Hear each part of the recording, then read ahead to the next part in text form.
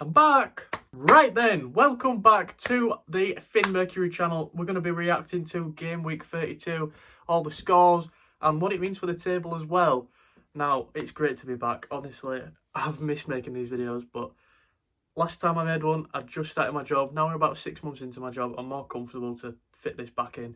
I'm really happy to be back. But anyways, let's get straight into it. Starting in order, we're going to go with West Ham and Wolves first. The 4-0 win. Mavropanos with 2 goals and Castellanos with 2 goals as well.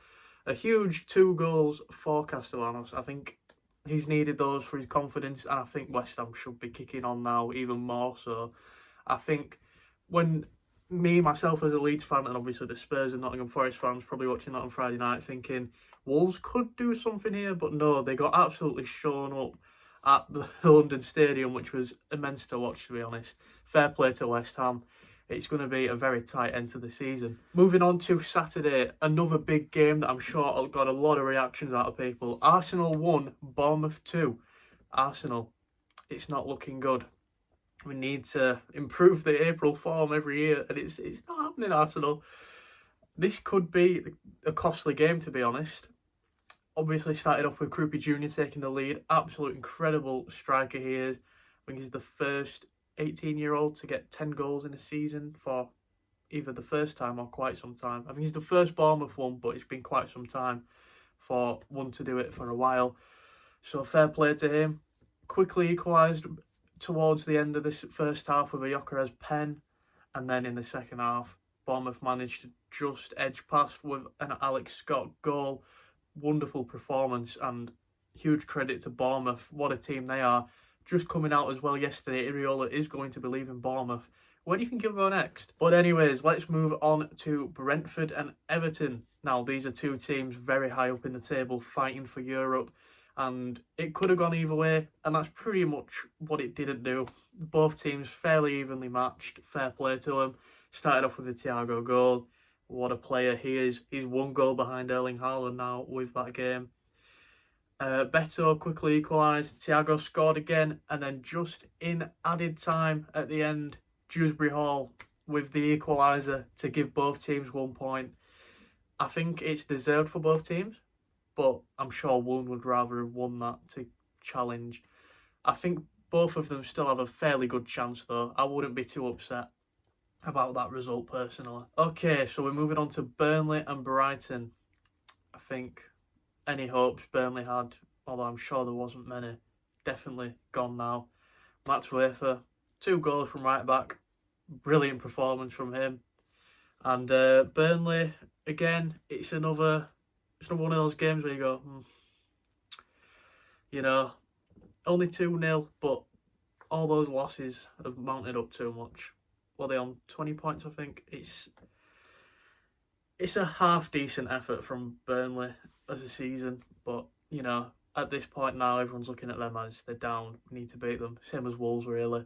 Those two are going to be trying to get points to try and finish 19th, but I think Wolves will probably edge it, to be honest. I just don't see anything from this Burnley team that indicates anything, really. I think they've been quite poor as a whole, especially now we're at the end of it. There's nothing to play for, really, other than 19th, and I don't even think they'll be bothered about that.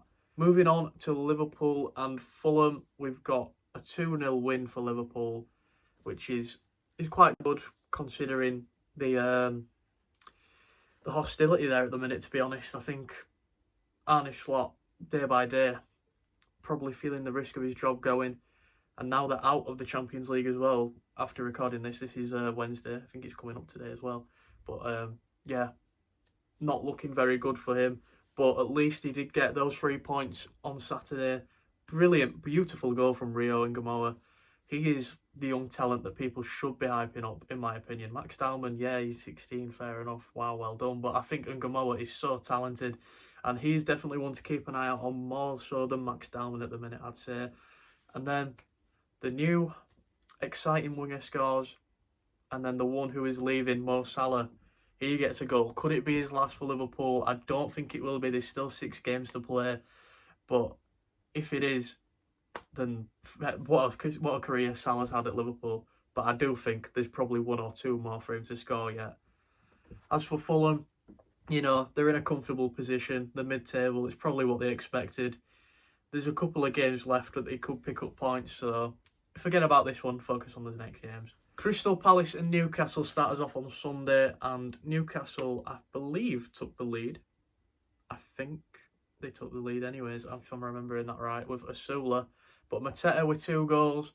He's back into the side now. He's pretty comfortable. To think he could have left in January, I think, would have been a mistake on Crystal Palace's part. He's one of those strikers. He goes in and out of form, but at the minute he's very in form. And Strand Larsen is becoming a bit of a waste of money for them. Obviously, that probably change next season. I think they'll probably look to get rid of Mateta and focus on Strand Larsen. But I don't think Strand Larsen's a bad player by any means. Of course, Leeds were trying to go for him, and I thought that was a decent idea. I wasn't keen on the price, but he's a good player. I think Crystal Palace are quite lucky to have that option of 2 good strikers right now, whereas most teams are looking for just one. But yeah, they got over the line in the end. I think it was late from Mateta for the second one, and pretty good 3 points for Crystal Palace, who, again, the form hasn't been 100%, but same with Newcastle, they could have done with something there, especially coming off of a defeat against Sunderland. Speaking of Sunderland, a 1-0 win against Tottenham. Tottenham had to turn up under De Zerbi. This was a must-win game, realistically. You've been knocked into the relegation zone, and no, they didn't have much bite at all up front. Solanke and Richarlison, to be honest, both had some half-decent opportunities that they could have created more with, but wasteful, very wasteful up the front. And defensively, they dealt with Sunderland okay, but I think Sunderland were more than happy to just sit back and play for a draw, to be honest. I didn't really get much of a let's go and win this sort of feeling from Sunderland. I thought, obviously, the goal, Mukiele scored, it was a bit lucky, to be honest. I wouldn't realistically say Sunderland deserved the win, but at the same time, I do think Tottenham do deserve to lose. So it's one of those. It's a bit of an awkward game, if we're honest. But yeah, not ideal for them, to be honest. Then we have Forest and Aston Villa, a 1-1 draw. Again, this shows Forest kicking on, trying to get points after that West Ham performance, replying, trying to stay on top, which they did. They got the point. Pretty good goal from Williams. Nico, he whatever annoys him, he'll do, because he's a bit of a prat. But yeah, decent goal from him, to be honest. Murillo, own goal, scored before. Bit unlucky, but you're in the way. It's going to happen.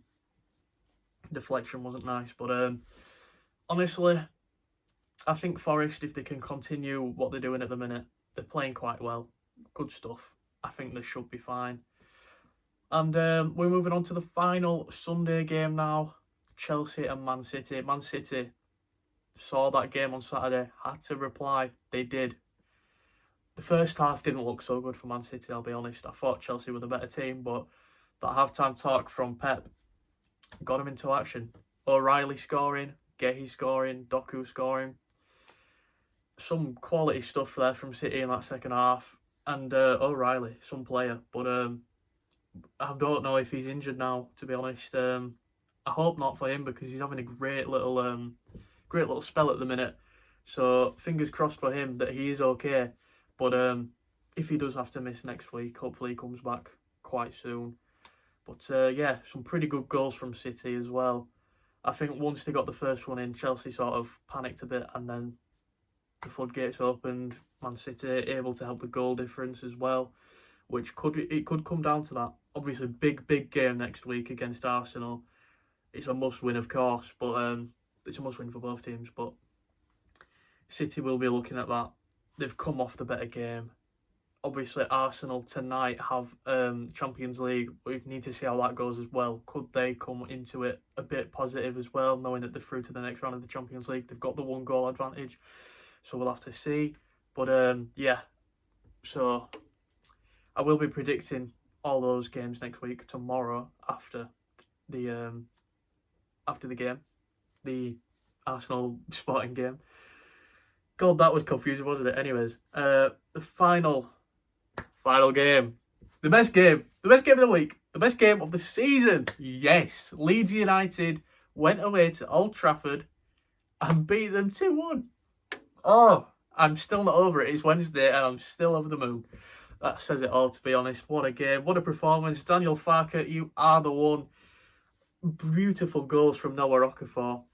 Causing trouble all the time. And another player who was causing trouble and in controversy as well. Twice. Man United not happy with him. Dominic Calvert-Lewin. I think he had a brilliant game. Obviously, disrupting the front line. Question marks for Man United fans over if this was a foul. I don't think it was. I think that's pretty fair. Obviously, then the hair pull that sent Martinez off. Shouldn't be pulling hair, should you? Oh, he only stroked his hair. No, he pulled it. You shouldn't be anywhere near up here. Oh, they shouldn't have long hair. Yes, they can have whatever hair they want. Why are you pulling people's hair? Are you in the playground? Are you for real? And then, obviously, as well, at the very end, helped Leeds keep the win with a goal line clearance. Dominic Calvert-Lewin, what a man you are. Rattling Man United and helping secure 3 points at Old Trafford. Obviously, as well, the Casemiro goal, Bruno Fernandes, another assist for him. It's ignorant to ignore that he is talented, but he is a rat, so what can you do? Anyways, I'm going to stop trolling Man United fans. I'm pretty sure I've had my fair share of that on YouTube Shorts already. So, I'm going to have to go and see you all tomorrow for some Game Week 33 predictions. Leeds and Wolves. We will be there. But that's it for this one. Let me know what you thought of the game week, and I'll see you all in the next one. Bye for now.